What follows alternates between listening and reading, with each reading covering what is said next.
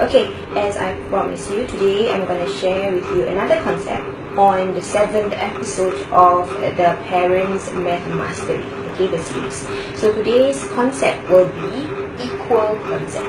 Okay, equal concept is also known as equal fractions concept, okay, or in short, if you can see the word equal and you have one fraction and another fraction, or one decimal with another fraction, or a decimal with a decimal, but there's a word equal there, which is equal, okay, and that will be the equal concept. This concept is actually very easy, but for example, if you are so used to do this concept or any problem sums using what's that called, model drawing, right, you will have difficulty solving it.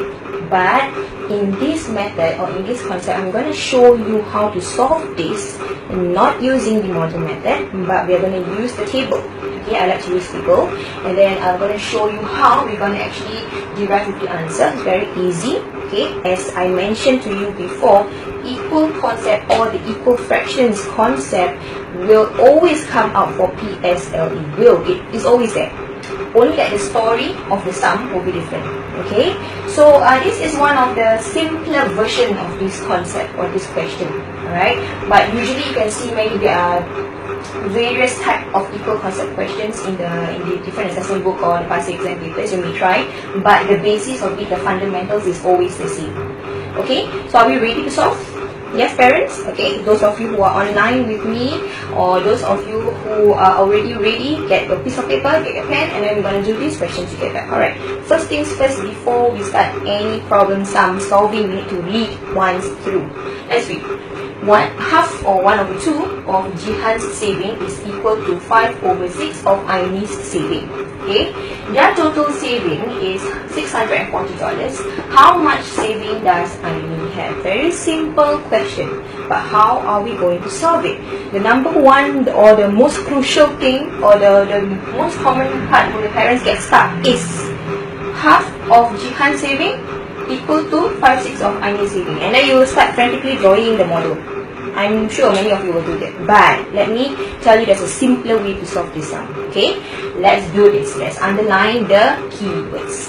Alright, the keywords is half of Jihan's saving is equal to 5/6 of Aini's saving. These are the keywords. Okay, their total saving is 640. How much savings does Aini have? Modify Aini.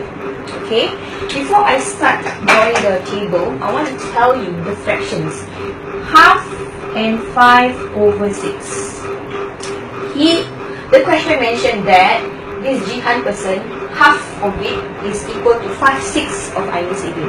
Yes, we have to actually figure out which of this fraction, the numerator or the denominator, is the total, and which one is the portion. Okay, I want you to listen properly.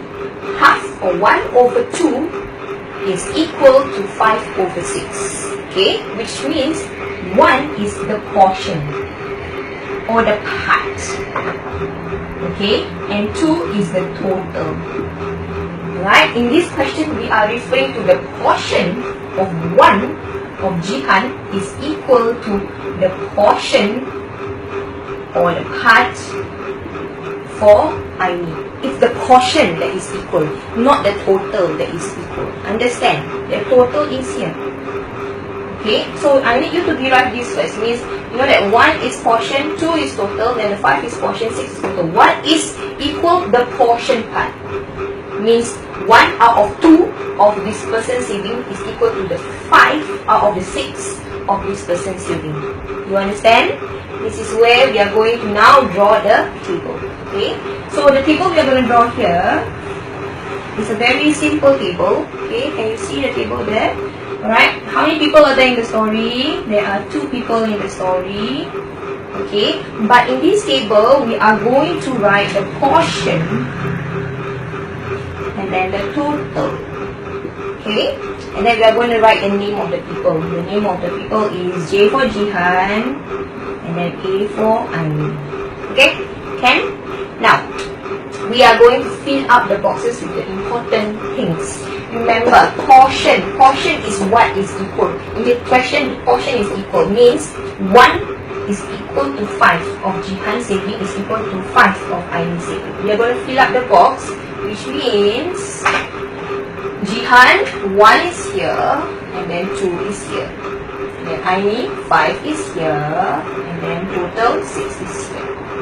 Now they say in the question 1 over 2 of Jihan saving is equal to 5 over 6 of Aini saving, equal, which means the portion, this one and this one must be equal, must be the same, equal, okay, must be equal, which means in the box here, this box, the numbers must be equal. Now you see, is 1 and 5 equal? Are they the same number? Yes or no? It's not the same number. But can we make them to be equal? 1 and 5? Yes, we can. How do we do that? We actually times each other. Which means 1 times 5, 5 times 1. Okay, what do we get here? We get 5. Here also we get 5. Remember, in the box rule, the table rule, whatever we times here, we must times the next box in the row. Here also must times 5. Get me 10. This one must times 1. Will give me 6. Okay, alright. Now they say that their total savings is 640, which means their total, this and this, okay, I'm going to erase this thing, is actually 640. How many units is this? This is 10 and this is 6. Can I find the total number of units for their total? Yes, we can. What do? We take 10 plus 6 equal to 16 units, which means 16 units represent $640. I want to know how much saving Aini have. So we look at Aini. We want to know how much saving does she have. Now, when I say saving, are we looking at the portion or the total? When I say how much saving the person have, means I want to know the total amount of saving, not the portion. The portion is where they have it equal. Means portion, one portion of Jihan saving is equal to 5 portion of Aini saving. That's it. That's the portion. But when I want to find the amount of money, the number, amount of savings that they have, you have to look at the total column. Which means for Aini, we need to know how much is 6 units. Understand? Okay. So in this case, it's 16 units represent $640. And find 1 unit, which is 640 divided by 16. Answer is 40. And then I want to find 6 units, which is 40 times 6 equals to $240. Answer.